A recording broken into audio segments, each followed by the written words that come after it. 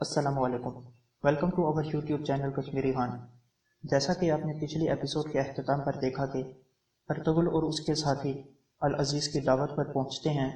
تو وہاں ارطغرل العزیز کے ساتھ زمین کے لیے بات چیت کر رہا ہوتا ہے۔ العزیز ارطغرل کا تحائف لانے پر شکریہ ادا کرتا ہے اور ارطغرل کو بھی اپنی طرف سے ایک تحفہ دیتا ہے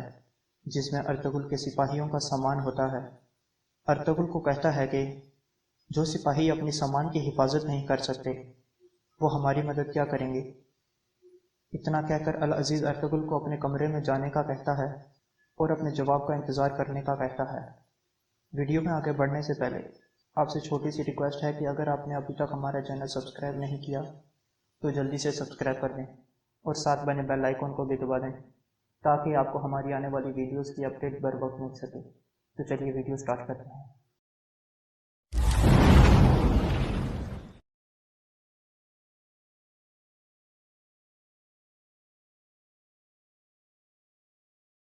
ارطغرل کمرے میں سو رہا ہوتا ہے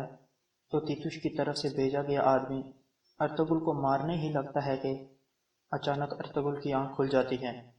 تو ارطغرل اسے مار دیتا ہے۔ دوسرا آدمی بھاگنے کی کوشش کرتا ہے، ارطغرل اسے پکڑنے اس کے پیچھے بھاگتا ہے تو باہر موجود ناصر اسے پکڑ کر مار دیتا ہے۔ وہاں العزیز بھی پہنچ جاتا ہے تو ارطغرل اسے کہتا ہے کہ آپ کے محل سے ہمیں بہت کچھ سیکھنے کو ملا، یہاں تک کہ اپنی جان کی بھی خود حفاظت کرنا ہوگی۔ العزیز ناصر سے پوچھتا ہے کہ یہ کون ہے تو جواباً ناصر کہتا ہے کہ یہ صلیبی کا جاسوس ہے جو ارطغرل اور اس کے ساتھیوں کو مارنے آیا تھا۔ تیتوش ناصر کے پاس آتا ہے اور پوچھتا ہے کہ ارطغرل نے العزیز سے کس چیز کی مانگ کی ہے۔ ناصر کہتا ہے کہ وہ اور اس کے قبیلے والے سردیاں گزارنے کے لیے زمین کا مطالبہ کر رہے ہیں۔ تیتوش یہ بات سن کر بہت خوش ہوتا ہے اور ناصر سے کہتا ہے کہ وہ پوری کوشش کرے کہ العزیز انہیں رہنے کے لیے زمین دے دے، جس کو سن کر ناصر حیران رہ جاتا ہے اور کہتا ہے کہ آپ نے اچھی طرح سوچ سمجھ کر یہ فیصلہ کیا ہے، جس پر تیتوش جواب دیتا ہے کہ ان سب کو محل کے پاس والی زمین دلواؤ، اس کو اور اس کے قبیلے والوں کو مارنے کا اس سے اچھا موقع کبھی نہیں ملے گا۔ حلیمہ کپڑوں کو ٹھیک کر رہی ہوتی ہے کہ شاہینہ اسے اپنے ساتھ کھانا کھانے لے جاتی ہے تو پھر شہناز کپڑوں کو خراب کرنے کے لیے ان میں کچھ ملا دیتی ہے، جس پر روشنی اسے روکتی ہے اور کہتی ہے کہ یہ آپ ٹھیک نہیں کر رہی، ان سب سے ہمارا ہی نقصان ہوگا، جس پر شہناز اپنی بہن سے کہتی ہے کہ تم بہت معصوم ہو، جب ارطغرل اس سے شادی کرے گا پھر تمہیں سب سمجھ آئے گی، تم فکر نہ کرو، میں یہ سب تمہارے لیے کر رہی ہوں۔ جب حلیمہ واپس آتی ہے تو کپڑوں کا رنگ تبدیل ہو گیا ہوتا ہے، جس پر وہ بہت پریشان ہو جاتی ہے اور شاہینہ سے کہتی ہے کہ ایسا تو ہم نے کچھ بھی نہیں ملایا جس سے رنگ تبدیل ہو جائے۔ جب وہ شہناز کی طرف دیکھتے ہیں تو انہیں اندازہ ہو جاتا ہے کہ یہ سب شہناز نے کیا ہے۔ ارطغرل کمرے میں تیار ہو رہا ہوتا ہے تو اس کے ساتھی کمرے میں آتے ہیں اور ارطغرل سے اپنے کیے کی معافی مانگتے ہیں، جس پر ارطغرل انہیں معاف کر دیتا ہے اور کہتا ہے کہ آئندہ اگر غلطی ہوئی تو معافی مانگنے کا موقع بھی نہیں دوں گا۔ اتنے میں العزیز کا سپاہی ارطغرل کے پاس آتا ہے اور کہتا ہے کہ العزیز نے آپ کو بلایا ہے، جس پر ارطغرل بات کرنے العزیز کے پاس چلے جاتا ہے۔ العزیز رات حملے کی ارطغرل سے معافی مانگتا ہے اور کہتا ہے کہ جو بھی ہوا اسے سزا ضرور ملے گی، ساتھ ہی کہتا ہے کہ ہم نے آپ کو زمین دینے کا فیصلہ کیا ہے لیکن وہ زمین صلیبی محل کے پاس ہے، اس لیے آپ کے دشمن بہت ہوں گے، جس پر ارطغرل کہتا ہے کہ وہ اس بات کی فکر نہ کریں،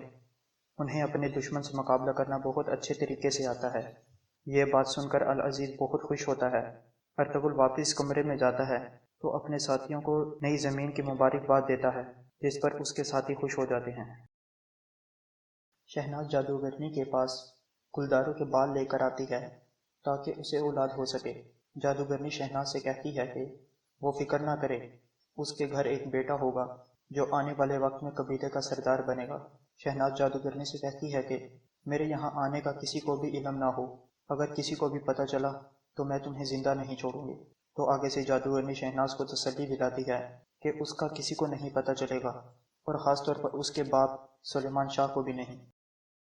گلدارو قبیلے کا سامان فروخت کرنے کے لیے جا رہا ہوتا ہے تو گلدوگرو اس کے پاس آتا ہے اور کہتا ہے کہ حالات بہت خراب ہیں، تم نہیں جاؤ۔ ارطغرل بھی موجود نہیں، سلیمان شاہ کی بھی طبیعت ٹھیک نہیں ہے، جس پر گلدارو کہتا ہے کہ